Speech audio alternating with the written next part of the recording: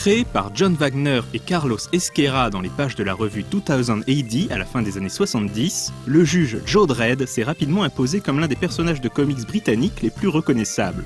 Homme de loi aussi expéditif qu'intransigeant, faisant régner l'ordre de façon musclée dans un futur post-apocalyptique dénonçant avec humour noir les dérives sécuritaires des sociétés occidentales, Dredd a fait l'objet de multiples adaptations en jeux vidéo. Les Australiens de Beam Software sont les premiers à réaliser une adaptation vidéoludique des aventures de Dredd sur Commodore 64. Comme le comics, le jeu prend place au XXIe siècle, sur une terre ravagée par une guerre nucléaire. En Amérique du Nord, seules quelques enclaves de civilisation subsistent, séparées par un désert radioactif appelé les Terres Maudites. Mega City One est l'une de ces enclaves, une gigantesque jungle urbaine où s'entassent 800 millions d'habitants, gangrénée par une criminalité galopante. Mega City One est dirigé d'une poigne de fer par les juges, à la fois policiers, jurys et bourreaux. Joseph Dredd n'est pas seulement le plus inflexible de ces hommes de loi, il est la loi. Assez ambitieux, le jeu de Beam Software propose d'incarner Dredd alors qu'il doit traquer divers criminels dans les rues de Mega City One. Le jeu propose une structure ouverte, avec des tableaux interconnectés à la façon d'un Metroid. Malheureusement, malgré des graphismes corrects et une bonne volonté évidente des développeurs, l'action se révèle assez confuse, les objectifs peu clairs et la maniabilité trop raide.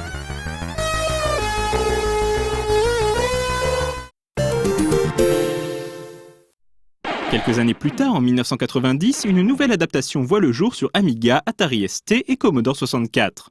Développé par la société Random Access et publié par Virgin, le jeu abandonne la structure ouverte de son prédécesseur pour proposer une succession linéaire de niveaux.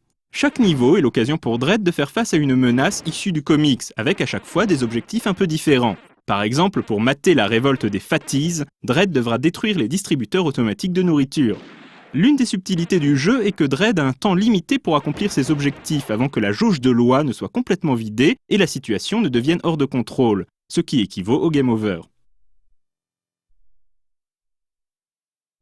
Pour gagner des secondes supplémentaires, Dredd devra abattre des criminels. Mais attention, car des innocents parcourent également les niveaux, et leur tirer dessus par erreur aura pour effet de réduire la jauge de loi. Pas question de tirer sur tout ce qui bouge donc. En dehors de ça, le jeu s'avère vite ennuyeux et répétitif.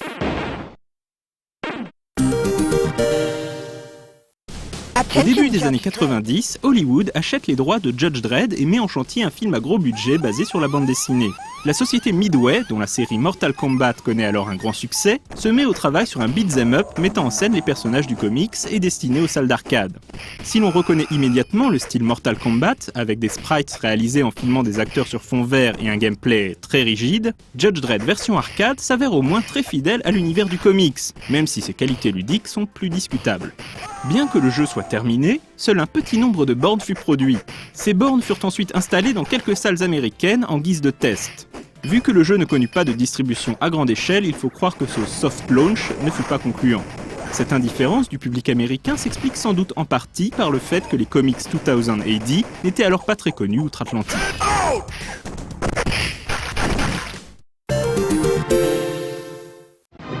Le film Judge Dredd sort en salle en 1995 avec Sylvester Stallone dans le rôle titre. Le juge fait son retour sur console par la même occasion, dans le jeu vidéo tiré du film. Sorti sur console 16 bits, console portable et PC sous DOS, le jeu du film est réalisé par Acclaim via son studio de développement Probe Software. Même si le film a causé la colère des fans du personnage, le jeu se révèle une excellente surprise, en particulier dans sa version Super Nintendo. C'est peut-être d'ailleurs le meilleur jeu réalisé jusque-là par Probe. Il s'agit donc d'un jeu de plateforme-action où l'on incarne Dredd dans une succession de niveaux labyrinthiques, où il devra accomplir des objectifs précis collant vaguement à la trame du film. On affrontera donc Rico, le frère/clone de Dredd, bien décidé à réduire Mega City One à feu et à sang. Si Dredd a à sa disposition un arsenal varié, il augmentera son score en arrêtant les criminels plutôt qu'en les tuant. Pour ce faire, il faudra leur infliger suffisamment de dégâts pour causer leur reddition. Les différents modes de tir disponibles et les différents coups qu'il est possible de donner au corps à corps rendent les combats assez tactiques, même si malheureusement les affrontements contre les boss n'exploitent pas cette richesse et se résument à des fusillades basiques. La palette de mouvements de Dredd est très étoffée, et les niveaux regorgent de passages secrets accessibles en utilisant intelligemment le décor, et notamment des caisses destructibles qu'il est possible de pousser pour créer des plateformes. Plus tard, Dredd aura accès à divers accessoires, comme une sorte de jetpack. La version Super Nintendo inclut bien évidemment un stage en mode 7, dont on se serait par ailleurs bien passé tant il n'apporte rien d'un point de vue ludique. Si l'on apprécie le jeu de Probe pour sa réalisation de qualité et son gameplay bien huilé, on s'aperçoit rapidement qu'il est surtout l'œuvre d'authentiques fans du comics. Les niveaux sont bourrés de clins d'œil et de références aux plus célèbres aventures papier de Dredd, comme par exemple la présence de graffiti Chopper dans les décors. Encore mieux, les légendaires Dark Judges, Death, Mortis, Fire et Fear, ennemis jurés de Dredd dans le comics, pourtant totalement absents du film, ont un rôle majeur dans cette adaptation. L'intrigue du long métrage cinéma est d'ailleurs assez vite expédiée pour mettre Dredd face aux Dark Judges, véritables antagonistes du jeu.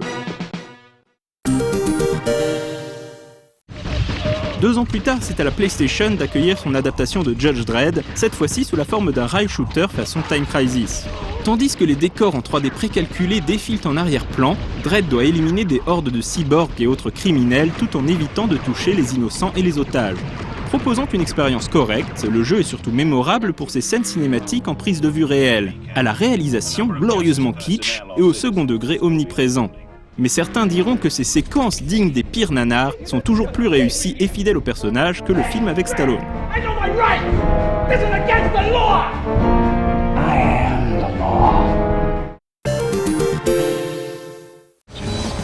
Il faudra attendre 2003 pour que Joe Dredd reprenne du service sur PC, GameCube, PS2 et Xbox dans Dredd vs Death. Entre-temps, 2000 AD a été racheté par l'éditeur de jeux vidéo Rebellion, connu pour la série Alien vs Predator. Rebellion se met donc immédiatement au travail sur un jeu vidéo mettant en scène le plus dur à cuire des juges de Mega City 1.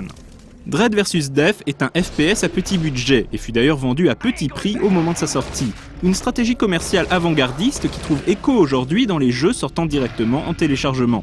On y incarne le juge Dredd à la première personne, tandis qu'il défend Mega City 1 contre une invasion de vampires et autres morts-vivants. Il découvre évidemment rapidement que ces troubles sont causés par les Dark Judges, qui cherchent à s'échapper de leur prison. Comme le jeu Super Nintendo, Dredd vs Death encourage le joueur à arrêter les ennemis plutôt que les tuer. Cela permet notamment d'obtenir une meilleure évaluation à la fin des niveaux et de débloquer divers bonus comme des skins supplémentaires pour le mode multijoueur.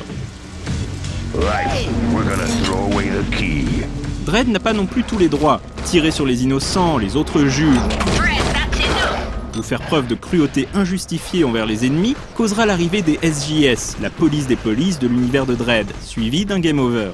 En revanche, aucune retenue n'est demandée face aux morts-vivants, que le joueur peut donc éliminer à grand renfort d'explosions ou de lance-flammes. Comme dans la BD, l'arme de service de Dredd, le fameux pistolet Lawgiver, possède plusieurs modes de tir, perce-armure, incendiaire, high-X ou encore rebond. Dredd vs Death n'est pas très long, et la première moitié du jeu est clairement mieux réalisée que la seconde un peu bâclée. L'univers des comics 2000 AD est malgré tout très bien reconstitué, avec des décors urbains parfois très réussis, un humour grinçant bienvenu et une bande-son entraînante. Les amateurs de télévision britannique reconnaîtront d'ailleurs peut-être la voix de Judge Death. Il s'agit de Nicholas Briggs, interprète des Daleks et Cybermen dans les épisodes récents de Doctor Who. Comme mentionné plus tôt, le jeu inclut également un mode multijoueur classique mais efficace. Bien que très loin d'une qualité AAA, Dredd vs Death était un divertissement plus qu'honnête pour son prix.